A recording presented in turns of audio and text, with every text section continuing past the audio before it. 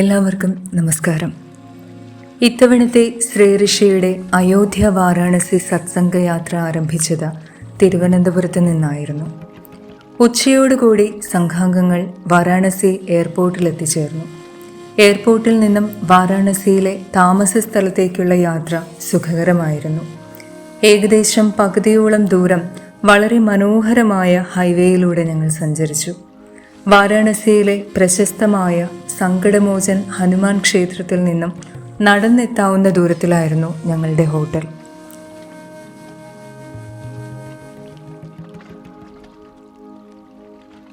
അവിടെ എത്തി ഫ്രഷായ ശേഷം ആദ്യത്തെ യാത്ര അസീഘട്ടിലേക്കായിരുന്നു.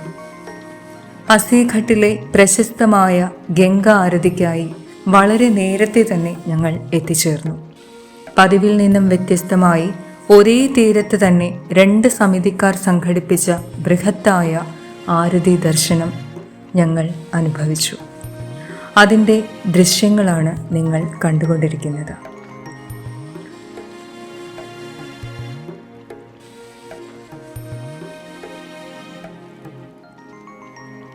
ആരതി ദർശനത്തിന് ശേഷം സങ്കടമോചൻ ക്ഷേത്രത്തിലേക്ക് ഞങ്ങൾ എത്തി.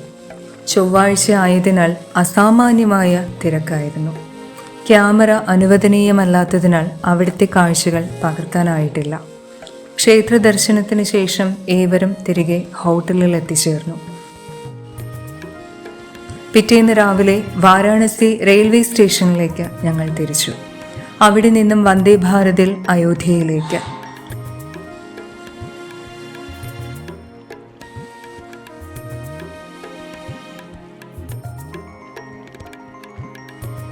അയോധ്യ രാമക്ഷേത്രത്തിൻ്റെ അടുത്ത് തന്നെയായിരുന്നു താമസ സ്ഥലവും. ഈ കാണുന്നത് മന്ദിരത്തിൻ്റെ പ്രവേശന പരിസരമാണ്. അവിടെയും അകത്ത് ഫോട്ടോഗ്രാഫി അനുവദനീയമല്ല. അമ്പലത്തിൻ്റെ ചുറ്റും മനോഹരമായ രാമായണ ശില്പങ്ങളാണ്. ആരെയും വിസ്മയിപ്പിക്കുന്ന ശില്പചാതുരി നിറഞ്ഞ പ്രധാന ക്ഷേത്രഗ്രഹം. ഭാഗ്യവശാൽ തിരക്ക് അധികമുണ്ടായിരുന്നില്ല. അതിനാൽ തന്നെ ദർശനം സുഖകരമായിരുന്നു. രാംലല്ലയുടെ കൈശോരസ്മിതം പൂണ്ട രൂപം, ജയ് ശ്രീറാം വിളികളാൽ ഭക്തിമുഖരിതമായ അന്തരീക്ഷം.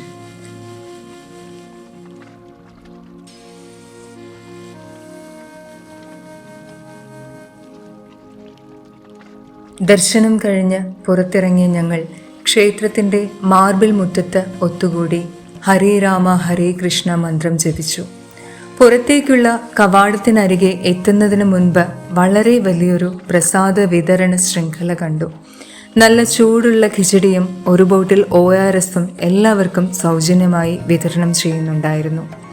രുചികരമായ പ്രസാദം കഴിച്ച് ഞങ്ങൾ പുറത്തേക്കിറങ്ങി. അവിടെ നിന്നും സരയൂ ഘട്ടിലേക്കായിരുന്നു അടുത്ത യാത്ര.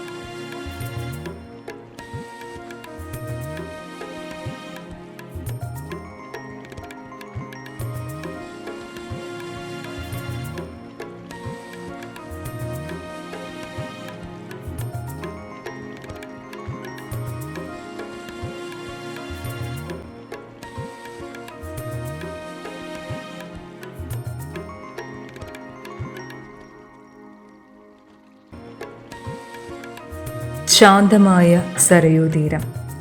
അവിടെയും ആരതിയുടെ ഒരുക്കങ്ങൾ നടക്കുകയാണ്. ആരതി ദർശനത്തിന് ശേഷം ഞങ്ങൾ തിരികെ താമസ സ്ഥലത്തേക്ക് മടങ്ങി. പിറ്റേന്ന് രാവിലെ ആദ്യ ദർശനം ഹനുമാൻ ദർഹയിലാണ്. സാമാന്യം നല്ല തിരക്കായിരുന്നു. യോഗി ആദിത്യനാഥിൻ്റെ അയോധ്യ സന്ദർശനത്തോടനുബന്ധിച്ച് ഏകദേശം 2 മണിക്കൂറോളം റോഡ് ഗതാഗതത്തിന് കർശനമായ നിയന്ത്രണങ്ങൾ ഏർപ്പെടുത്തിയിരുന്നു. ഞങ്ങൾ ഉച്ചയോടുകൂടി അയോധ്യ റെയിൽവേ സ്റ്റേഷനിൽ എത്തിച്ചേർന്നു. അവിടെ നിന്നും വീണ്ടും വാരാണസിയിലേക്ക്. അത്യാധുനിക സൗകര്യങ്ങളോട് കൂടിയ സ്ഥലമാണ് അയോധ്യ റെയിൽവേ സ്റ്റേഷൻ. പിറ്റേന്ന് രാവിലെ സാരാനാഥിലെ ധമേക് സ്തൂപം കാണാൻ രാവിലെ തന്നെ ഞങ്ങൾ പുറപ്പെട്ടു.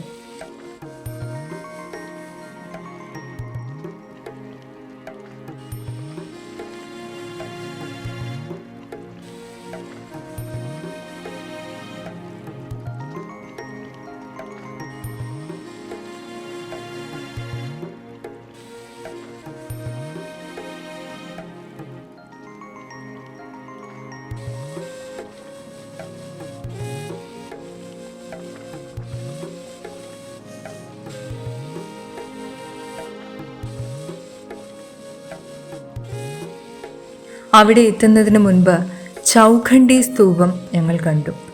ബുദ്ധമത പ്രാധാന്യമുള്ള ഈ സ്തൂപങ്ങൾ പുരാവസ്തു വകുപ്പിന്റെ സംരക്ഷണത്തിലാണ്.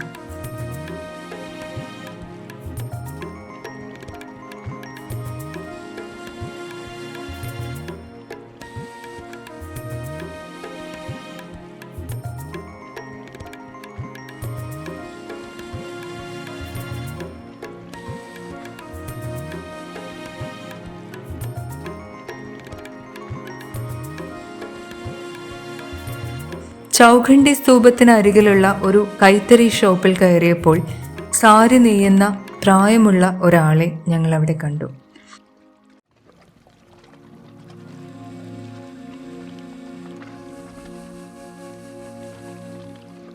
അവിടെ നിന്നും അടുത്ത യാത്ര 80 അടി ഉയരമുള്ള സാരാനാഥിലെ ഏറ്റവും വലിയ ബുദ്ധപ്രതിമയുടെ അടുത്തേക്കായിരുന്നു. ഏകദേശം 2.5 ഏക്കർ സ്ഥലത്ത് ഒരു ബുദ്ധിസ്റ്റ് മൊണാസ്ട്രിയും കൂടി ഉൾപ്പെടുന്നതാണ് ഈ സ്ഥലം.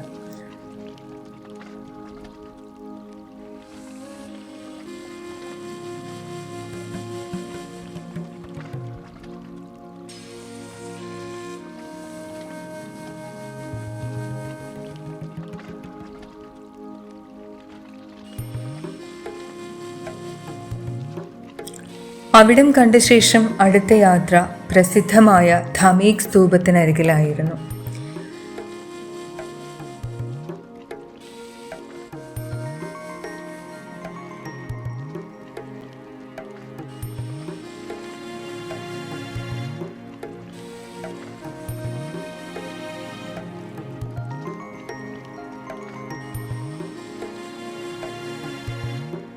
ബുദ്ധൻ ആദ്യമായി ധർമ്മോപദേശം നൽകിയ സ്ഥലം.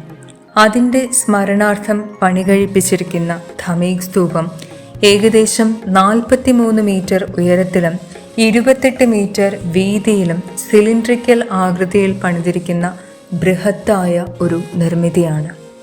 BC 249 ആണ്ട് അശോക ചക്രവർത്തിയാണ് ഇത് പണികഴിപ്പിച്ചത്. സാരാനാഥിൽ നിന്നും അടുത്ത യാത്ര കാശിയിലെ പ്രശസ്തമായ കാലഭൈരവ ക്ഷേത്രത്തിലേക്കായിരുന്നു.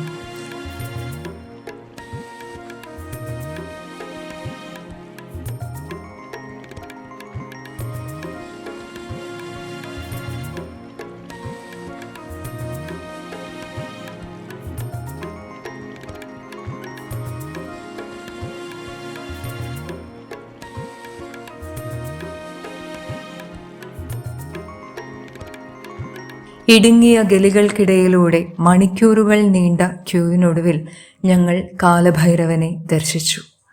അത് മറക്കാനാവാത്ത അനുഭവമായിരുന്നു. തുടർന്ന് ബോട്ടിങ്ങിനായി ഞങ്ങൾ ഗംഗാതീരത്തെത്തി. ഗംഗയിലെ 84 ഘട്ടുകളെയും കണ്ടുകൊണ്ടുള്ള യാത്ര.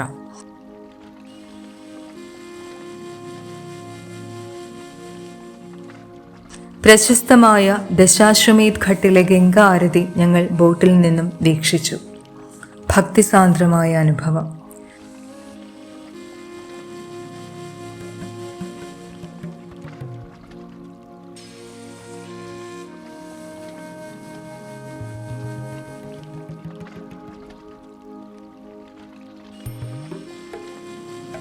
രാത്രിയിൽ ദീപപ്രഭയിൽ മുങ്ങി നിൽക്കുന്ന പ്രാചീന മന്ദിരങ്ങൾ.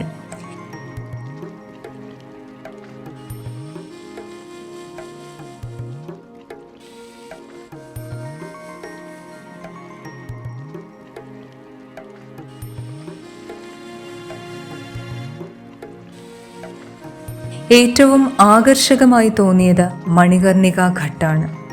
എപ്പോഴും ചിതയെരിയുന്ന തീരം, ഇരുട്ടിൽ തീജ്വാലകളുടെ നൃത്തം, ജീവിതത്തിൻ്റെ നൈമിഷികത ഓർമ്മിപ്പിക്കുന്ന തീരം.